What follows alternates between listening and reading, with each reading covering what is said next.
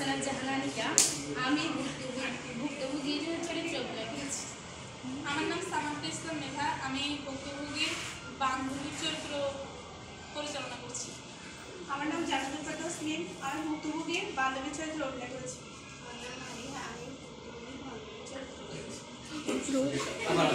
কি হলো আনিকা, তোদের কি আজ মন খারাপ? আমার একটু সমস্যা হয়েছে। কি সমস্যা বলো? আমার কিছু ছবি ফেসবুকে পোস্ট করার পর একজন অপরিচিত ব্যক্তি তা বাজেভাবে এডিট করে। তারপরে এখন ওই অপরিচিত ব্যক্তি আমাকে হুমকি দিতেছে, ওনাকে ওই ছবিগুলো ভাইরাল করবে। আরেকটা কথা বলি। হ্যাঁ বলো।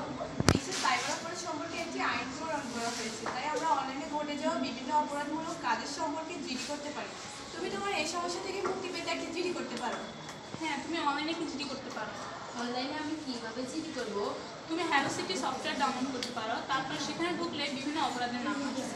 তুমি তোমার সাথে ঘটে যাওয়া অপরাধগুলো টাইপ করার পর তোমার সামনে একটি ফর্ম আসবে। তুমি সেই ফর্মটি পূরণ করবে।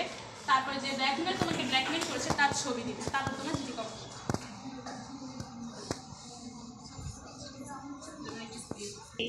কি হলো আবার আনিকা, তোমার কাছে খুশি দেখাচ্ছে? আমি আজ খুব খুশি, কারণ ওই ব্ল্যাকমেলার আইনের হাতে ধরা পড়েছে এবং আইনের লোক ওই ব্ল্যাকমেলারের ফোন থেকে ওই বাজে ছবিগুলো ডিলিট করেছে। তাছাড়াও ওই ব্ল্যাকমেলারের বিরুদ্ধে যথাযথ শাস্তির ব্যবস্থা করা হয়েছে। খুব ভালো খবর।